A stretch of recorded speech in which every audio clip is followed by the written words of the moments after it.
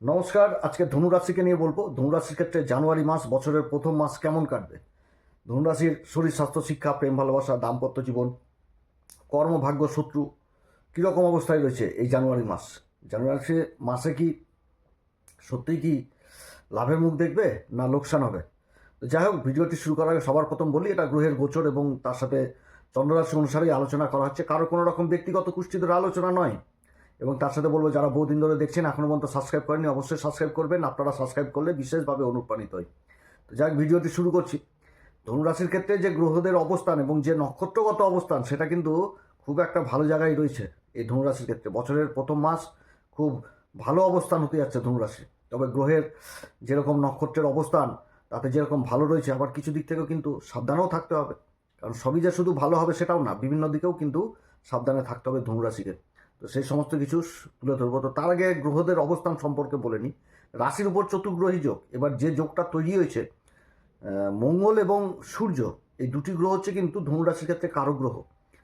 একটা হচ্ছে মঙ্গল হচ্ছে পঞ্চমপতি, তার সাথে দ্বাদশ ঘরের অধিপতি, পঞ্চম ঘরটা মূল ত্রিকোণ রাশি, আর ভাগ্যের ঘরের অধিপতি হচ্ছে স্বয়ং সূর্যদেব রাশির উপর অবস্থান করছে। দুই ত্রিকোণের অধিপতি রাশির উপর অবস্থান করছে এবং তার সাথে রয়েছে কেন্দ্রের দুটি ঘরের অধিপতি, সপ্তম ঘর এবং কর্মের ঘরের অধিপতি বুধ। বুধের মূল ত্রিকোণ রাশি যেটা কর্মের ঘর, কন্যা রাশি, এই ঘরের অধিপতি বুধ রাশির উপর অবস্থান করছে এবং তার সাথে লাভের ঘরের অধিপতি শুক্র কিন্তু অবস্থান করছে। এবং বছরের যে শুরুতে যে নক্ষত্রটা পাচ্ছে এই সূর্য মঙ্গল এবং শুক্র, সেটা কিন্তু শুক্রের নক্ষত্র পাচ্ছে, পূর্বাষাঢ়া নক্ষত্র। এটা কিন্তু খুবই মহত্ত্বাকাঙ্ক্ষী নক্ষত্র, জীবনে বড় বড় স্বপ্নকে দেখে এবং সেই স্বপ্নকে সাকার করে। এদেরকে খুব হিলানো মুশকিল। এরা যদি জীবনে একবার প্রতিজ্ঞা করে যে আমার ওটা চাই, আমার ওই প্রাপ্তি চাই, তো সেই স্বপ্নের পিছনে ছুটে এবং সেই স্বপ্নকে সাকার করে। এদের মোটিভেশন করার ক্ষমতা প্রচণ্ড থাকে, নিজেকেও যেরকম মোটিভেট করতে পারে সেরকম অন্যকেও করতে পারে। এরা কিন্তু খুব মোটিভেট হয় এবং এদের কথাবার্তাতে সমাজের অনেক মানে সমাজকে মোটিভেট করে দেওয়ার ক্ষমতা রাখে এই পূর্বাষাঢ়া নক্ষত্র। বহু রাজনীতিবিদ পূর্বাষাঢ়া নক্ষত্রের, যাদের পূর্বাষাঢ়া নক্ষত্র, তারা দেখবেন যে সমাজকে কীভাবে মোটিভেট করে দেয়, সমাজ সম্পূর্ণভাবে তাদের পিছনে দাঁড়িয়ে যায়। এই পূর্বাষাঢ়া নক্ষত্রের এটাই গুণ, খুব জ্ঞানী হয়। এবং এই মুহূর্তে এই যে চারটি গ্রহ রাশির উপর অবস্থান করছে, রাশিকে তো সম্পূর্ণভাবে অ্যাক্টিভ করছে এবং সমসপ্তম যোগ তৈরি হয়েছে দেবগুরু বৃহস্পতির সাথে। রাশির অধিপতি হচ্ছে দেবগুরু বৃহস্পতি, সব থেকে শুভ গ্রহ। আমাদের জ্যোতিষশাস্ত্র বলছে শুক্র এবং দেবগুরু বৃহস্পতি শুভ গ্রহ। এবার শুক্র তো রাশির উপর অবস্থান করছে অকারক, কিন্তু এখানে যে ভূমিকাটা লাভের ঘর, শুক্র তো লাভ তো নিয়ে আসবেই জীবনে। এবং আমাদের জ্যোতিষশাস্ত্র যেভাবে শুক্রকে ভাগ করেছে, যে প্রত্যেকটি রাশিতেই কিন্তু মালব্য নামক পঞ্চমহাপুরুষ রাজযোগ তৈরি হয়ে যায়। শুক্রকে কিন্তু এইভাবে ভাগ করা হয়েছে, যার জন্য শুক্রের যে অবস্থান, শুক্রকে কিন্তু সবাই চায়, সুখ শান্তি এগুলো সবাই চায়। তো দুই গুরুর এখানটাতে সমসপ্তম যোগ আর বুধের সাথে রাশি পরিবর্তন যোগ। কারণ বুধও তো কেন্দ্রের দুটি ঘরের অধিপতি রাশির উপর অবস্থান করছে, আর বুধের রাশিতে দেবগুরু বৃহস্পতি অবস্থান করছে। সেরকম দেবগুরু বৃহস্পতি মূল ত্রিকোণ রাশিতে বুধ অবস্থান করছে এবং দেবগুরু বৃহস্পতি স্বয়ং থাকছে নিজের নক্ষত্র পুনর্বসু নক্ষত্রে, বকরি অবস্থায় থাকছে। এটা একটা কিন্তু খুবই ভালো অবস্থান মাসের মধ্যভাগ পর্যন্ত। তারপর তো 12 তারিখ থেকে সব গ্রহগুলো আবার রাশি পরিবর্তন করে নেবে, করে অবস্থান করবে আবার ধন সম্পত্তির ঘরে। ওখানটাতেও একটা ভালো সংযোগ তৈরি হচ্ছে, কারণ পঞ্চমপতি আর ভাগ্যের ঘরের অধিপতি আর লাভের ঘরের অধিপতি আর কর্মের ঘরের অধিপতি যে ধন সম্পত্তির ঘরে অবস্থান করে নিচ্ছে। তো এটাও একটা মহাভাগ্যবান যোগ তৈরি হচ্ছে।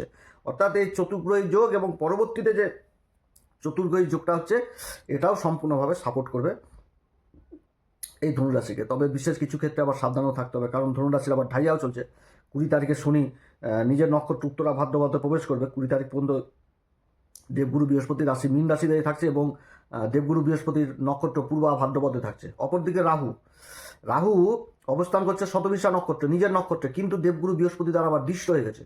রাশির অধিপতি দেবগুরু বৃহস্পতির যে শুভ পঞ্চম দৃষ্টি দিয়ে দেখছে শুক্রের মূল ত্রিকোণ রাশি তুলা রাশিকে, সেরকম রাশির উপর অবস্থান চতুর্গ্রহী যোগ, সেই যোগের উপর দৃষ্টি, শুক্রের উপর দৃষ্টি, আবার নিজের মূল ত্রিকোণ রাশির উপর দৃষ্টি, আবার রাহুর উপর দৃষ্টি, এবং রাহু যে রাশিতে অবস্থান করছে কুম্ভ রাশি, শনির মূল ত্রিকোণ রাশির উপর দৃষ্টি রাখছে দেবগুরু বৃহস্পতি। অর্থাৎ শনির সাথে যেরকম কেন্দ্রের সম্পর্ক হচ্ছে, শনি যেরকম দেবগুরু বৃহস্পতি নক্ষত্রে অবস্থান করছে, রাশিতে অবস্থান করছে, সেরকম কিন্তু শনির মূল ত্রিকোণ রাশি কুম্ভ রাশিকেও কিন্তু দেবগুরু বৃহস্পতি তার নবম দৃষ্টি দিয়ে দেখছে। তো কত সুন্দর অবস্থান। শনি যেরকম দশম দৃষ্টি দিয়ে যাচ্ছে দেবগুরু বৃহস্পতি রাশিকে, মূল ত্রিকোণ রাশিকে, সেরকম শনিও দেখছে, শনি যেরকম দেখছে দেবগুরুর মূল ত্রিকোণ রাশি ধনু রাশিকে দশম দৃষ্টি দিয়ে, সেরকম দেবগুরু বৃহস্পতি নবম দৃষ্টি দিয়ে আবার শনিরও মূল ত্রিকোণ রাশিকে দেখছে। অবস্থান কিন্তু খুবই ভালো ধনু রাশির ক্ষেত্রে। এখানে ঢাইয়া মাইয়া কাজ করবে না, এখানটাতে শুধু সফলতাই কাজ করবে। সফলতা, চারিদিক থেকে সফলতার কিন্তু সঙ্গে থাকছে এই ধনু রাশির। হ্যাঁ, তবে যাদের জন্মকুষ্ঠিতে গ্রহের অবস্থান খারাপ রয়েছে তাদের তো ধকল সহ্য করতে হবে, ঢাইয়া তো তাদের পিছন ছাড়বে না। তো যাই হোক, আমি একটি ভিডিও দিয়েছিলাম এর আগে যে 2026 সূর্যের বছর, সূর্যকে বিশেষভাবে বলবান করতে হবে। তো যার জন্য সূর্যযন্ত্র বাড়িতে স্থাপন করতে বলেছিলাম। তো সূর্যযন্ত্র আপনারা আমাদের ইউটিউব চ্যানেলে পাচ্ছেন, প্রোডাক্ট বলে একটি অপশন থাকছে স্ক্রিনে, সেখানটাতে সংগ্রহ করতে পারবেন। তো যাই হোক, মোটের উপর কিন্তু জানুয়ারি মাস যথেষ্ট ভালো। তবে গ্রহের যাদের অবস্থান ভালো তাদের ক্ষেত্রে কিন্তু বললে চারিদিক থেকে একটা উন্নতির যোগ থাকছে এই ধনুরাশির। খুবই ভালো অবস্থান হতে যাচ্ছে ধনুরাশির।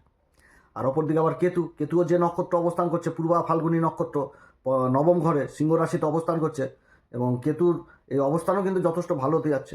কেতু নবম ঘরে অবস্থান করছে এবং গুরুবর দৃষ্টি পাচ্ছে, রাশির উপর প্রভাব থাকছে কেতুর এই সময়কালে, শনিরও প্রভাব থাকছে রাশির উপরে। তো চতুর্গ্রহী যোগ এবং পরবর্তী মাসের মাঝখানে যে পরিবর্তন হচ্ছে সেই যোগগুলো কিন্তু যথেষ্ট ভালো অবস্থান এই ধনুরাশির ক্ষেত্রে। তো যাই হোক, সবার প্রথম ধনুরাশির শরীর স্বাস্থ্য নিয়ে বলবো যে শরীর স্বাস্থ্য কিরকম থাকবে ধনুরাশির এই জানুয়ারি মাস। চতুর্গ্রহী যোগ, সূর্য মঙ্গল অবস্থান করছে, বুধ অবস্থান করছে, শুক্র অবস্থান করছে, মাসের মধ্যভাগে আবার রাশি পরিবর্তন করতে। এই অবস্থায় এটাই বুঝাচ্ছে যে শরীর স্বাস্থ্যের উপর যথেষ্ট খেয়াল রাখতে হবে, কারণ রাজার সাথে সেনাপতি রয়েছে। অনুশাসন যেরকম চায় সেরকম কিন্তু মানে যেটা হয় আর কি, সেনাপতি রাজা একসাথে রাশিকে প্রভাবিত করবে।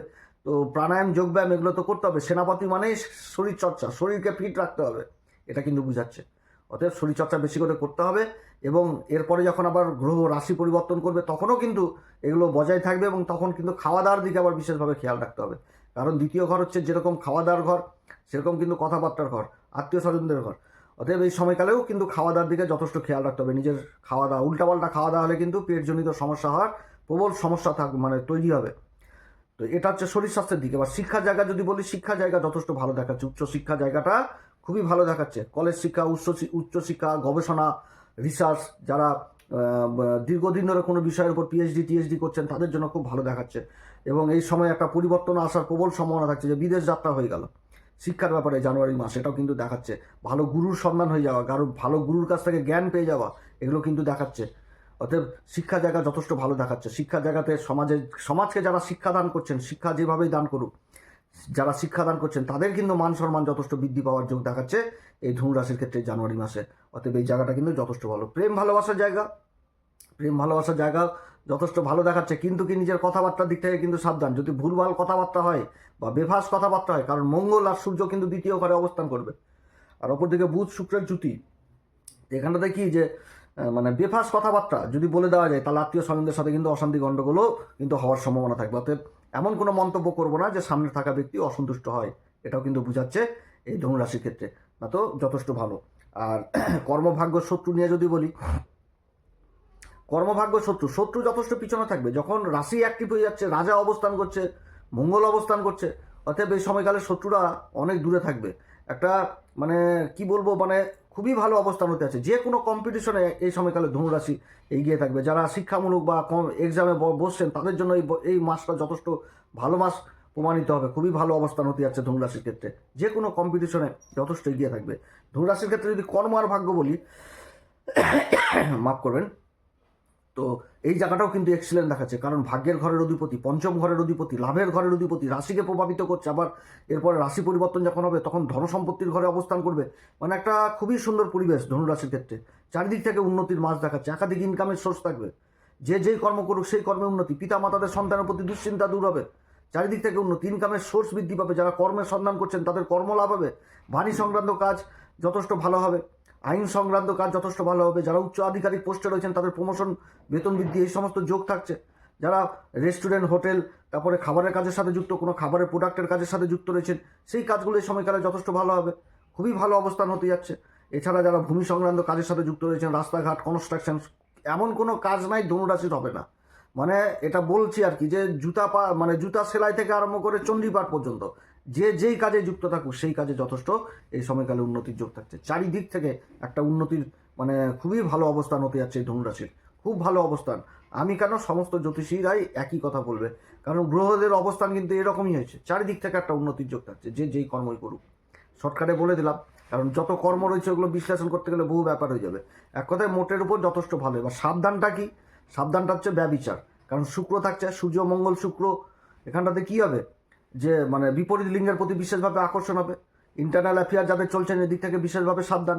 কারণ সূর্য রাজা সুখভোগ তো করবে, সাথে শুক্র অবস্থান করছে, মঙ্গল বুধ থাকছে, অতএব নিজের সুখের জায়গাটা এদিক থেকে কিন্তু দেখতে হবে এই ধনুরাশিকে।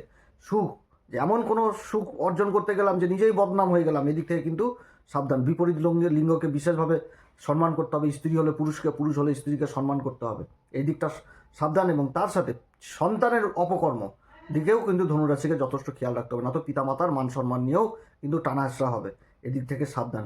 ইন্টারনাল অ্যাফেয়ার, এদিক থেকেও সাবধান। শ্বশুরবাড়ির সাথে সম্পর্ক, এই জায়গাটা কিন্তু যথেষ্ট ভালো দেখাচ্ছে, প্রাপ্তি যোগ দেখাচ্ছে কিন্তু এই জায়গাটাতে। কিন্তু নিজের সম্পর্ক, মানে যেটা বললাম আর কি, যে কোনো ইন্টারনাল অ্যাফেয়ার এদিক থেকে কিন্তু বিশেষভাবে সাবধান। উচ্চ আধিকারিকদের সাথে কথাবার্তার দিক থেকে সাবধান, বেআইনি পথ এদিক থেকে কিন্তু সাবধান। কারণ রাহু যে জায়গাটাতে অবস্থান করছে কিন্তু অনেক দিক থেকে অনেক রকম ইন্টেনশন তৈরি করে দেবে। কারণ যে নক্ষত্রটা পাচ্ছে এবং কাম ত্রিকোণেই অবস্থান করছে, কাম ত্রিকোণে অবস্থান করছে, অতএব এই স্থানটাও যে মানে ইন্টেনশনটাকে ঠিক রাখতে হবে মোট কথা ধনুরাশিকে, না তো কিন্তু অসুবিধাতে পড়তে হবে। কারণ এরা যতই ভালো অবস্থাতে থাকুক, রাহু আর শনি পাপ প্রভাব দিবে। পিতামাতার শরীর স্বাস্থ্যের দিকে যথেষ্ট খেয়াল রাখতে হবে। বাইরের যারা বয়স্ক লোক রয়েছেন তাদের শরীর স্বাস্থ্যের দিকেও কিন্তু বিশেষ খেয়াল রাখতে হবে এই ধনুরাশিকে। আর ধনুরাশি এই মাসে কোন উপাচার করবে? প্রত্যেক দিন হনুমান চল্লিশা, বজ্রংবাণ, শ্রীরাম সীতার প্রণাম মন্ত্র সহকারে পাঠ করবেন। এছাড়া যারা গুরুর দীক্ষা নেননি, অবশ্যই গুরুর দীক্ষা নেবেন।